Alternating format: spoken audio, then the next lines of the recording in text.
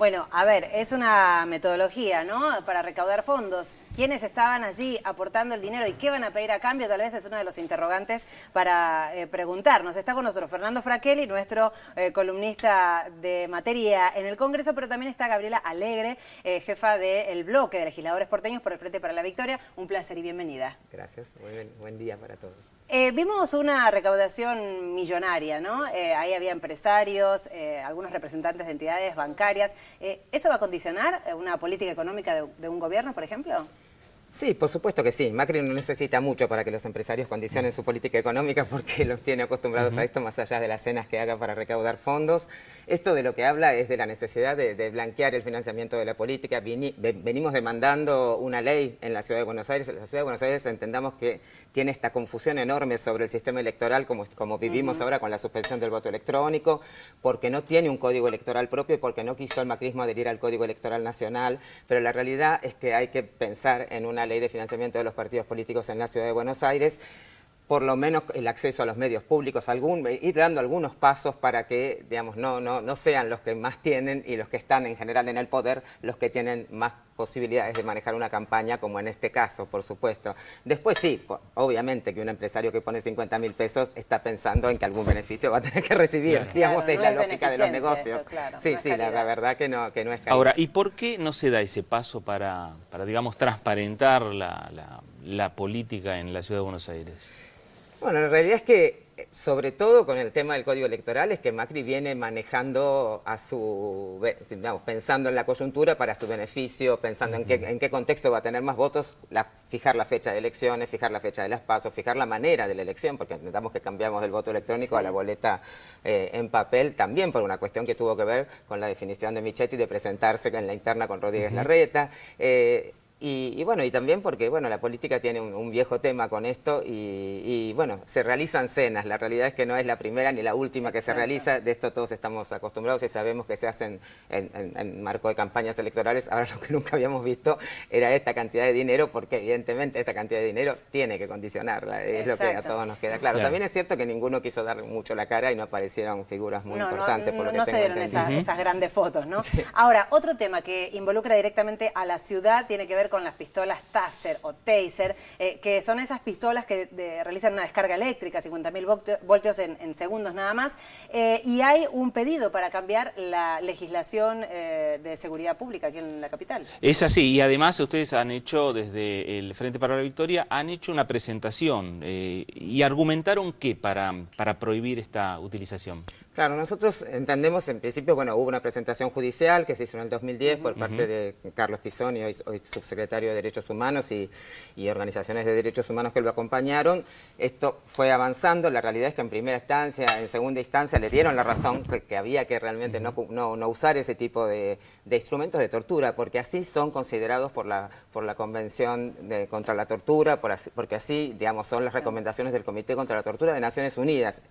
Amnesty Internacional, otros organismos no gubernamentales, otras organizaciones de derechos humanos del mundo, pero estamos hablando de Naciones Unidas, del Comité contra la Tortura, del Comité de Derechos Humanos, que también es el órgano de aplicación de los derechos civiles y políticos, y la realidad es que ante esta recomendación, todos los jueces que iban entendiendo decían, sí, es cierto, hay que frenar la compra de estas armas eléctricas. Eso viene desde el 2010. Esto viene del 2010. Ahora, hoy lo que pasó es que, ayer, lo que pasó es que el Tribunal Superior de Justicia de la ciudad, que es la máxima autoridad judicial de la Ciudad de Buenos Aires, falló.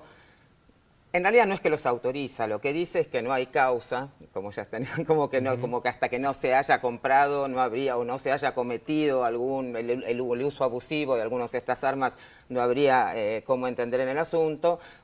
Es ejemplar el fallo de una de las juezas que falla en minoría, que es Alicia Ruiz, donde obviamente pone por delante los tratados de derechos humanos, que para nosotros están, por supuesto, por delante de cualquier otra cosa en la aplicación de este tipo de normas que tienen que ver con la vida de las personas y su protección. Claro, ahora, dale. Digo, hablando en tiempos políticos sobre este tema, ya sabemos cuál es la postura del jefe de gobierno Mauricio Macri.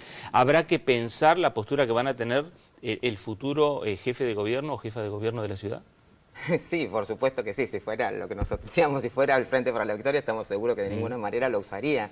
Digamos, esto es producto de la falsa modernidad eficiente que Macri le quiere vender a los porteños, digamos. Macri implementa un sistema de inscripción online que fracasa, que deja 5.000, 7.000 chicos fuera de la escuela. Macri incrementa y vende que va a hacer un sistema de voto electrónico y va a traer la modernidad y después no es posible aplicarlo. Y ahora, bueno, tuvieron esta iniciativa de comprar estas pistolas que en la realidad en todo el mundo están dejando de ser usadas porque obviamente se venden como armas no letales, pero han provocado entre el 2001 y el 2007 más de 300 muertes en los Estados Unidos. Las han tratado de usar en Australia, en Nueva Zelanda, en distintos países donde han recibido recomendaciones directas de dejar de usarlas. Y la realidad es que la Policía Metropolitana es una policía que está pensada para otra cosa, todavía no tiene transferidos delitos complejos, entonces no imaginamos las situaciones, o sí imaginamos las situaciones en que la Policía Metropolitana las usaría. Utilizar. El día de ayer, algunos especialistas de la legisladora decían, bueno, no, pero nos imaginamos algunos casos, si alguien está por cometer un suicidio, se le puede disparar como para neutralizarlo. Digo, ¿en qué casos? Pensemos en nuestra realidad, sí, en nuestro cotidiano. ¿En qué casos, ante una manifestación, ante qué tipo de actividades podría utilizar la Metropolitana estas tasas? Bueno, el problema es que no hay un protocolo. En primer lugar, si hubiera un protocolo, bien, nosotros siempre le hemos dicho a Montenegro, al ministro, cada vez que viene a la legislatura, por ejemplo, en los casos de abuso absoluto, en represión a situaciones sociales, en el espacio público complejas, como fue el Indoamericano, como fue el Parque Centenario, como fue el Hospital Borda, el desalojo del asentamiento Papa Francisco.